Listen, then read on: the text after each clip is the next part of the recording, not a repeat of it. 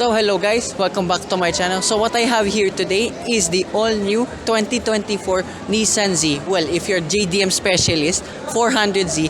I've always wanted to see one of these up close because if you're a really long time OG viewer of my channel, my first ever walk around review was with a 370Z Premium. Yeah, it comes full circle now, almost after 2 years already. Well, 3 years. So I'd like to thank everyone here at the Nissan VIP event here at Rockwell Power Plant Mall, and to Miss Dana of Nissan Mantrade for assisting me here with this Nissan Z, and later on with the Nissan Patrol. I decided to do a test drive of it because why not? It was just for fun. I really came here for this Nissan Z, and this is as well the first one I came up close and personal with one of these. It's one of the most beautiful new looking Nissans ever made in my opinion, because Nissan designed this in homage to of the 240Z, which is as well a GDM classic. But I cannot help that this has a lot of Aston Martin vibes. We will get to that in a bit.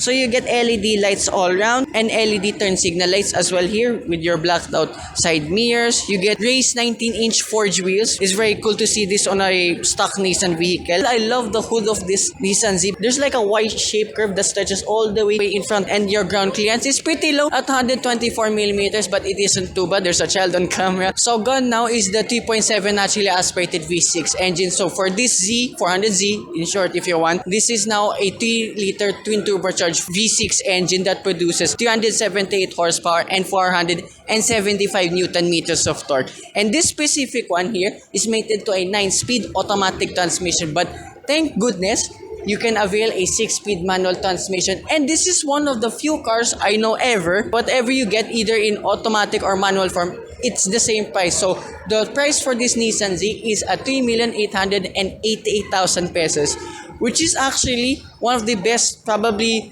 valued sports cars you can buy today in this crazy world of cars at the moment. So on the side profile, it still carries the tradition of all Nissan Zs, and especially, what are you doing here? Excuse me. So here on the side profile, yes, it still carries homage with the Nissan Z models, but again, it still carries more of the Aston Martin vibes. You get as well plastic side skirts on either side.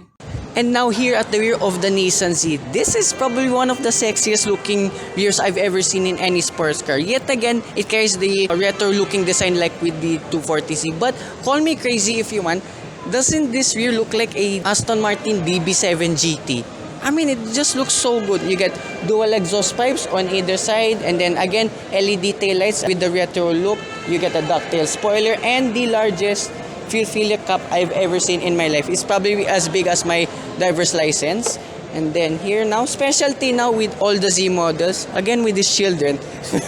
So you get Z badges here and as well on either side of the pillars. And open this up. It's a bit confusing at first because you cannot find the tailgate button, but it's just underneath here within this Nissan logo. But you have to open it here. It's not like one whole piece.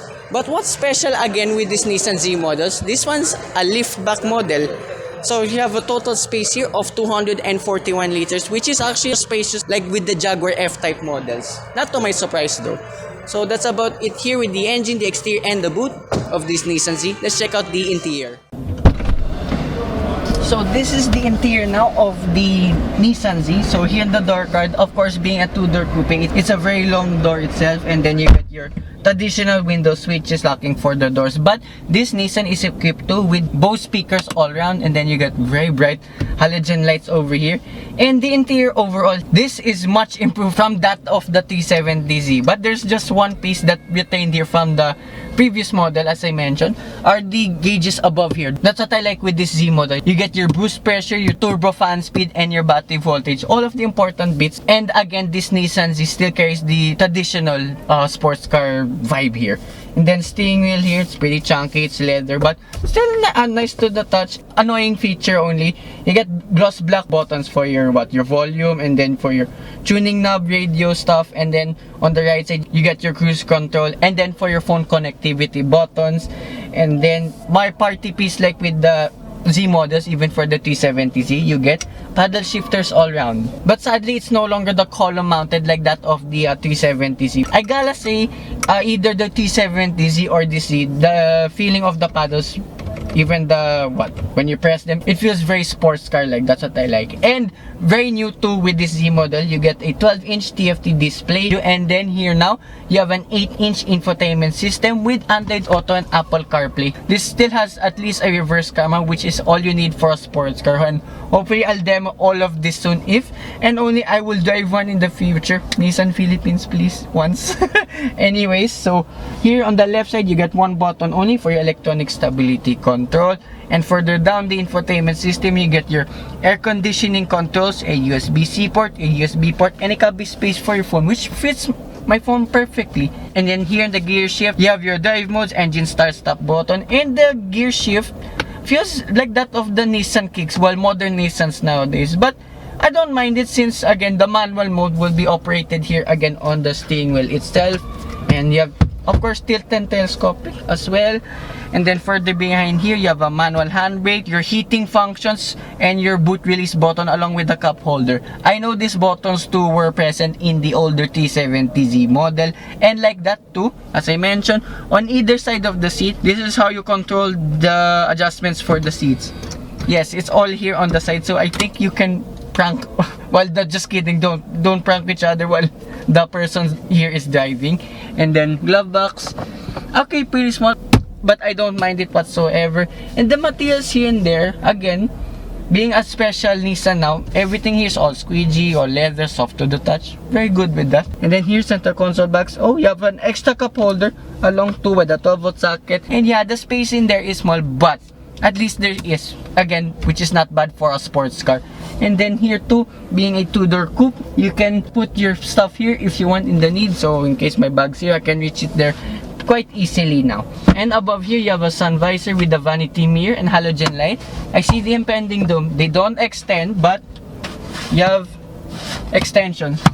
I don't mind that. That's actually pretty cool.